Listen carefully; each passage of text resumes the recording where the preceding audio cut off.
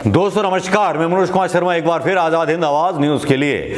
दोस्तों आज सुबह से एक बयान बहुत बुरी तरह से चर्चा में चल रहा है। उस बयान की जानिब जो है महिला संगठन जहां एक तरफ अपनी आपत्ति जता रहे हैं, वहीं कुछ महिला पत्रकार, कुछ महिला नेता भारतीय जनता पार्टी की महिला नेताओं को लानत मलामत दे रहे हैं। क्योंकि बात ही कुछ ऐसी है, क्योंकि जब महिलाओं के चरित्र पर उंगली उठाई जाती है, चाहे वो घर की महिला हो या पड़ोस की या समाज के लोगों को गुस्सा तो आता ही है।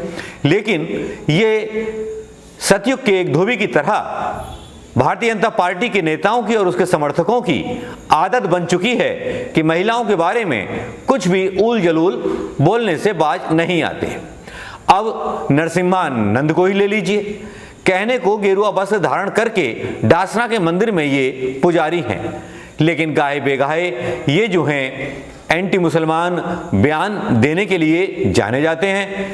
अब आजकल चर्चा में इसलिए आ गए क्योंकि इन्होंने भारतीय जनता पार्टी की महिला नेताओं से लेकर के सारी पार्टियों की, राजनीतिक दलों की महिला नेताओं के चरित्र पर सवालिया निशान लगा दिए हैं। उनके चरित्र का बखान कुछ इस तरह से किया है जैसे रामायण के उत्तराखंड में पूरी रामायण का सार काकभूषणी जी ने कह दिया हो। अब नरसिम्हानंद जो है कलयुग के काकभूषणी बन गए हैं, जिन्होंने महिलाओं को कैरेक्टर सर्टिफिकेट देना शुरू कर दिया है। उनके अनुसार समाजवादी पार्टी में महिलाएं रखेल होती हैं, रखेल भाजपा में भी होती हैं, और सब रखेलों की जो परिभाषा है नरसिम्हानंद ने कुछ इस तरह से दी है जिसको सुन करके आप शर्मा जाएंगे। अगर इज्जत वाली महिला नेता हुई तो वो हो सकता है कि राजनीति छोड़ दें, और अगर उनकी आंखों में शर्म का पानी हुआ तो हो सकता है कि वो आत्महत्या कर लें या राजनीति छोड़ने पर विवश हो जाएं।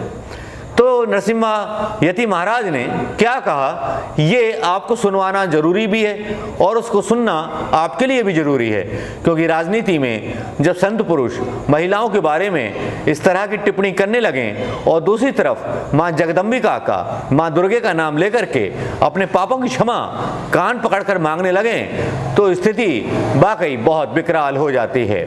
सुनिए यति महाराज ने आखिर क्या कहा और उसके बाद विवाद किस तरह बढ़ा। किसी एक नेता के रखा है जैसे कोई औरत दिखाई देगी, एक ही वर्ड में करा दो ऐसा महाराज हमारी सुन लो पहले 2 बात। हम ज्ञान दे रहे हैं, बहुत ही अमूल्य ज्ञान, तो दुनिया में कहीं नहीं।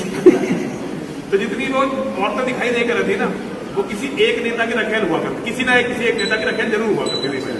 जो राजनीति में औरत दिखाई दे रही थी वो किसी ना किसी नेता की रखेल थी, किसी बड़े नेता की बेटी या परिवार से थी, वो अलग बात है। बिल्कुल ठीक है जी। उसके बाद आई चोर और डकैतों की सरकार, समाजवादी पार्टी वालों की। तो उन्होंने औरतों के बारे में यही, मान लो किसी शिवपाल की है तो वो शिवपाल की है, किसी और की है तो वो किसी और की है, मतलब ये नहीं कि सबकी है, तो एक की है, चाहे एक के पास कितनी हो, है ना जी। और ठेके का रेट बहुत, क्योंकि डकैत थे तो ठेकों का रेट हो गया था 1.5%, सरकारी ठेकों का रेट हो गया 1.5%। फिर मायावती बहन जी की सरकार आई तो वहां नहीं, औरतों वाला मामला मायावती बहन जी की सरकार में नहीं चलता था। वहां किसी औरत को कोई भी नेता टिकट नहीं दिलवा सकता, ये वादा नहीं कर सकता कि मैं तेरी सिफारिश बहन जी से कर दूंगा। पता चला बहन जी ने उसका भी टिकट काट दी।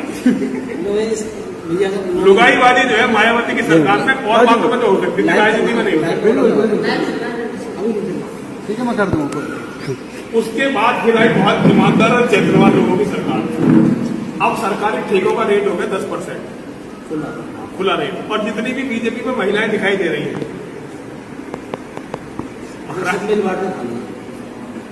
अगर एक नेता के पास गई तो जब तक दूसरे के पास नहीं जाएगी दूसरा उसका काम नहीं करेगा, तीसरे के पास, उसे तीसरे के पास जाकर फिर मतलब जाने। ये है अब ईमानदार और चरित्रवान लोग, ये है राजनीति, ये है देश यहाँ गया है। पूरा मजा आ रहा है, पूरा मजा। अब जितनी महिलाएं घूम रही है ना, अरे जितनी महिलाएं राजनीति करती घूम रही है, तब पूरा मजा ही आ रहा। मैं कह तो कुछ नहीं सकता, मातृशक्ति है, मातृशक्ति को प्रणाम करता हूँ, और क्योंकि हम मतलब पितृशक्ति है, पितृशक्ति को प्रणाम करता हूँ। उसके तो सबके बाप वही है, सरकार चला रहे सबके बाप है भैया। पितृशक्ति को प्रणाम करता हूँ, मातृशक्ति को प्रणाम करता हूँ, और जो इस देश के साथ हो रहा है ना, भैया भारत माता तुम्हें प्रणाम है भैया, तेरे यति नरसिंहानंद के इस बयान को आपने सुन लिया होगा, किस तरह से राजनीतिक महिलाओं का उन्होंने उनकी इज्जत का फलूदा किया, उनके चरित्र का क्लासिफिकेशन किया, जैसे कि साइंस में, जंतु विज्ञान में लोगों को वर्गीकरण किया जा रहा हो या क्लासिफाइड किया जा रहा हो। अब क्लासिफाइड करना भारतीय जनता पार्टी के नेताओं की खासियत है। भाई क्लासिफाइड करने में तो प्रधानमंत्री मोदी भी नहीं चूकते, चाहे वो सेना का क्लासिफिकेशन हो या पॉलिटिक्स का क्लासिफिकेशन हो या फिर कांग्रेस ने 70 साल में क्या किया उसका क्लासिफिकेशन हो। क्लासिफिकेशन देने में वाकई में बहुत बड़ी महारत हासिल है भारतीय जनता पार्टी के नेताओं की। जब भारतीय जनता पार्टी के नेताओं की किरकिरी होने लगी तब अचानक से आम आदमी के पूर्व नेता कपिल मिश्रा, जिनको दंगाई कपिल मिश्रा बोलते हैं, जिनके बारे में कहा जाता है कि इन्होंने दिल्ली को आग के हवाले कर दिया था, हिंदू मुस्लिम के दंगे भड़का दिए थे, वही कपिल मिश्रा आज नरसिंहानंद के इस बयान पर नाराज हो गए। नाराज क्या हो गए, लगा कि भगवान शिव ने अपना तीसरा नेत्र खोल दिया हो। भाई शुक्र मनाइए कि तीसरा नेत्र नहीं। ये वही कपिल मिश्रा हैं जो कल तक यति महाराज का बड़ा खुल करके समर्थन करते थे, आखिर एंटी मुगल जो ठहरे, एंटी मुसलमान जो ठहरे। भाई आखिर नेताओं की भी तो कोई जात होती है और नेताओं की जो जात होती है वो पहचानी भी जाती है। कपिल मिश्रा की जात पहचानना शायद इतना मुश्किल भी नहीं है। कपिल मिश्रा जब भारतीय जनता पार्टी मुश्किल में होती है तब कोशिश करते हैं एक बड़ा विकराल रूप धारण करके भारतीय जनता पार्टी को उस कष्ट से निकालने का जिस कष्ट में भारतीय जनता पार्टी फंस जाती है। अब खबरें अचानक से वायरल होती हैं कि कपिल मिश्रा नरसिंहानंद पर काफी नाराज हो गए। वो नाराज हो गए कि किस तरह से भारतीय जनता पार्टी की महिला नेताओं के बारे में अभद्र टिप्पणियां की गई नरसिंहानंद के द्वारा। हिंदुत्व का जिनको मतलब एक तरह से सर्टिफिकेट दिया जाता है, जो खुद हिंदुत्व का सर्टिफिकेट बांटते हैं।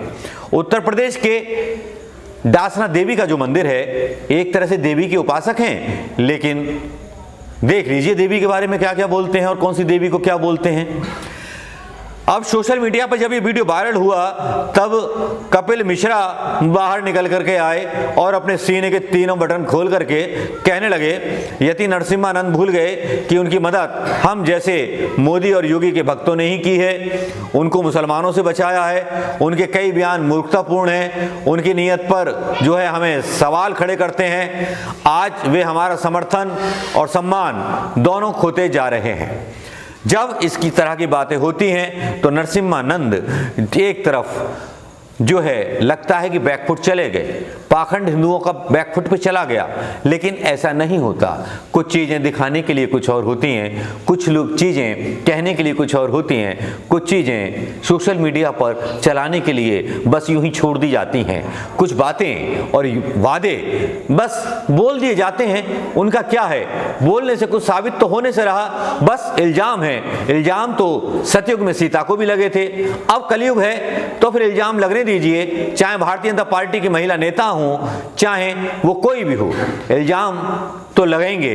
इल्जाम लगाने के लिए ही तो महिलाएं हैं और चरित्र पतन करने के लिए महिलाएं हैं, और चरित्र पतन करने के लिए कभी रावण आ जाता है, कभी दुशासन आ जाता है, कभी दुर्योधन आ जाता है, कभी नरसिंहानंद जैसे योगी आ जाते हैं जो भगवा कपड़ा पहन के साधु के भेष में महिलाओं का चरित्र हरण कर देते हैं। भले ही चीज हरण ना कर पाएं, लेकिन चरित्र हरण तो कर ही देते हैं।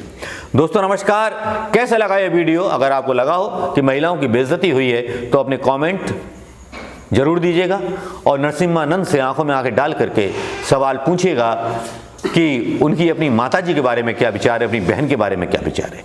नमस्कार, जय हिंद दोस्तों।